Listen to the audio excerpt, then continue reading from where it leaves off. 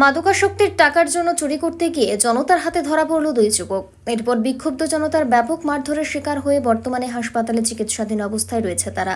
ঘটনাটি ঘটেছে আমতলী থানার অন্তর্গত মতিনগর এলাকায়। স্থানীয় সূত্রে জানা গেছে, শুক্রবার সকালে মতিনগর এলাকায় মোবাইল ফোন চুরি করার চেষ্টা করে দুই যুবক। তাদের হাতে না হাতে ধরে ফেলে এলাকাবাসীরা। ধরা পড়ার পর উত্তেজিত জনতা বেধড়ক মারধর করে তাদের। পরে পুলিশ ঘটনাস্থলে পৌঁছায়। গুরুতর জখম অবস্থায় তাদের উদ্ধার করে জিবি হাসপাতালে ভর্তি করে। ধৃত যুবকদের নাম জাহাঙ্গীর মিয়া ও মামুন মিয়া। স্থানীয়দের অভিযোগ, দীর্ঘদিন ধরেই তারা বিভিন্ন প্রকার নেশায় আসক্ত এবং নেশার টাকা জোগাড় করতে চুরি ছিনতাইয়ের মতো কর্মকাণ্ডে লিপ্ত থাকত।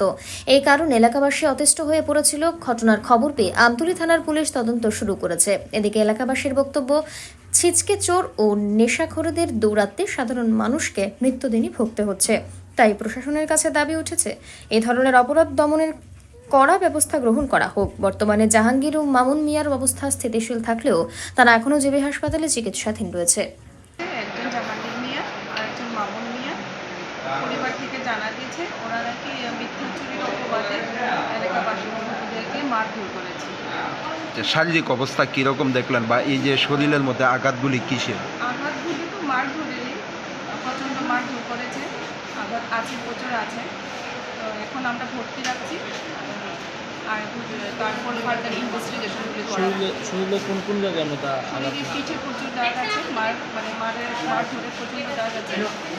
মাথাতে কি আঘাত আছে? মাথাতে একজনের আছে, মামুন মিয়ার মাথাতে আঘাত পেয়েছে। শারীরিক অবস্থা কিরকম দেখলেন? শারীরিক অবস্থা খুব সংকটাপূর্ণ, দুশ্চিন্তার কিছু কারণ নেই, বাট তবুও আমরা ভর্তি রাখছি। ফার্দার ইনভেস্টিগেশন করে তারপর দেখা যাবে। ব্যুরো রিপোর্ট, অবিরাম 24/7।